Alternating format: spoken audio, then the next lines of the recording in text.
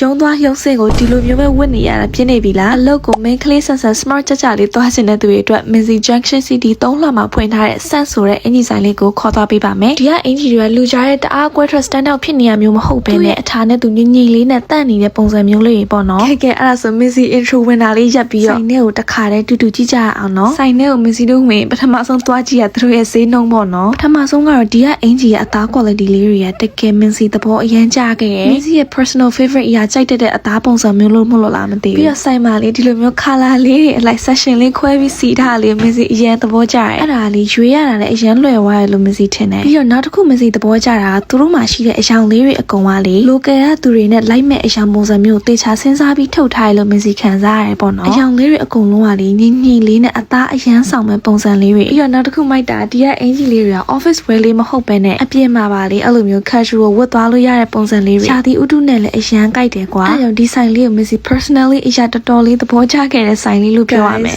Look at this color section isn't that so beautiful ခရမ်းရောင်လေးတွေကိုမှ shape မျိုးစုံနဲ့okay အဲ့ဒါဆိုရင်အဲ့အင်ဂျီလေးတွေကိုဝတ်ကြည့်တဲ့အခါဘယ်လိုနေမလဲဆိုတာသိရအောင် Missy ဝတ်ပြပေးမယ်နော် Shut up like literally shut up what this is the most beautiful color I've ever laid my eyes on ကိုအပြာနဲ့မလိုက်ဘူးလို့ထင်ခဲ့တဲ့သူတော်မှာ Oh my god ဒီ color လေးအရန်လှရနော်တော်တော်လေးလက်တန့်တယ်အလုပ်တွေပါတယ်သွားရင်လေလုံးဝ confident အပြည့်နဲ့သွားကျင်တယ်ဆိုတော့ Missy အဲ့ဒီ set လေး recommend တယ်ဒီကောင်လေးကကျတော့ mint color လေးပေါ့နော် Sense ကအင်ဂျီလေးတွေကလေအဲ့လို body shape ကိုတော့သူကဦးစားပေးပြီးမလုပ်ထားဘူးပေါ့နော်အဲ့လိုလုံးဝခန္ဓာကိုယ်ကောက်ကြောင်းတအားပေါ်ကျင်တယ်ဆိုရင်တော့ဒီကအင်ဂျီလေးတွေနဲ့အဆင်မပြေလောက်ဘူး For me personally ကတော့ Missy comfort ဖြစ်တာကိုကြိုက်တယ်ပြီးတော့လေအဲ့လိုခန္ဓာကိုယ်ကောက်ကြောင်းအရန်ပေါ်နေလေဘယ်လိုပြောမလဲ freestyle လို့မခံစားဘူးပေါ့နော် Missy ဒါဆိုရင်တော့အလုပ်တွေပါသွားမယ်ဆိုရင်တော့ဒီလိုပုံစံမျိုးလေးပဲဝတ်ဖြစ်မှာ guys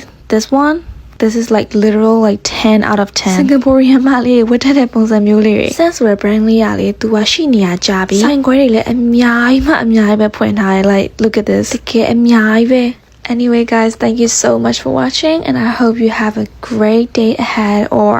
great night bye